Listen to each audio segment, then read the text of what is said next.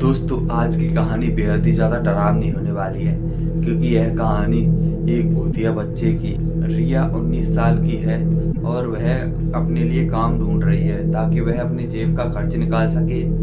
तो वह सोचती है कि ना बेबी सिटिंग का काम किया जाए, जिसमें काम भी बहुत कम करना पड़ता है, लाइक बच्चों की देखभाल करनी पड़ती है बस, और इसके अच्छे खासे पैसे भी मिल जाते हैं। तो उसकी किस्मत भी बहुत अच्छी थी। जैसे ही उसने इस काम के लिए ट्राई किया तो उसको यह काम भी मिल गया। एक दूर के शहर में एक परिवार रहता था जिसमें उनके 2 बच्चे थे और उनके माता पिता रहते थे। तो उन्होंने रिया को बुलाया और कहा कि आज हम मूवी देखने जा रहे हैं, तुम हमारे बच्चों की देखभाल अच्छे से करना और हमारे घर का ख्याल रखना। वो चले जाते हैं और रिया ऊपर के कमरे में जाती है जहाँ बच्चे सोए हुए थे। तो वह थोड़ी देर वहां रुकती है और थोड़ी देर बाद जब वह देखती है कि सब बच्चे सो गए हैं तो वह सोचती है क्यों ना नीचे जाकर टीवी देख ली जाए। तो वह वहां से नीचे आ जाती है और टीवी देखने लग जाती है। थोड़ी देर बाद उसको एक अननोन नंबर से फोन आता है, जिसमें एक बड़ी डरावनी आवाज में एक आदमी लंबी सांस लेता हुआ बोलता है, क्या तुमने बच्चों को देखा? तो वह सोचती है लाइक कोई मजाक कर रहा होगा।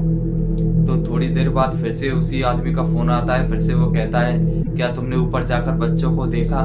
तो इस बार रिया को बहुत ज्यादा गुस्सा आ जाता है और वह उससे कहती है कि अगर अब तुमने फोन किया तो मैं तुम्हारी कंप्लेंट पुलिस में कर दूंगी, और वह फोन काट देती है। लेकिन वह आदमी फिर से नहीं मानता है, फिर से फोन करता है। तब रिया उसकी कंप्लेंट पुलिस में कर देती है और पुलिस वालों से कहती है इस नंबर के बारे में जानकारी दो। तो पुलिस वाले थोड़ी देर बाद फोन करते हैं रिया को।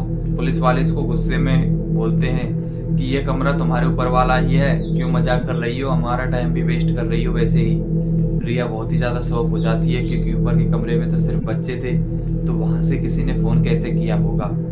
जैसे ही पुलिस वाला को फोन करता है तो सीढ़ियों से किसी के उतरने की आवाज सुनाई देती है। रिया जोर से भाग के और घर के बाहर निकल जाती है। जैसे ही वह बाहर जाती है तो वह देखती है कि उन बच्चों के माता पिता मूवी देख के वापस आ रहे थे। तो वह बाहर से सीधा ऊपर बच्चों के कमरे में जाती है और वहां देखती है कि वहां सिर्फ 2 ही बच्चे हैं, एक बच्चा गायब हो चुका है। इसके बारे में सोच सोच के रिया और ज्यादा परेशान हो जाती है।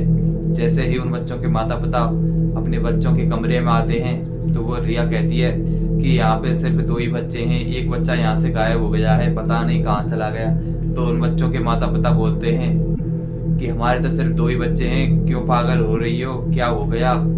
तभी रिया वहां पे बेहोश हो जाती है। दूसरे दिन जब रिया अस्पताल में उसकी आंखें खुलती हैं तो वह बताती है कि वहां पे 3 बच्चे थे और किसी के आने की आवाज सुनाई दी थी और मेरे को मोबाइल कॉल आया।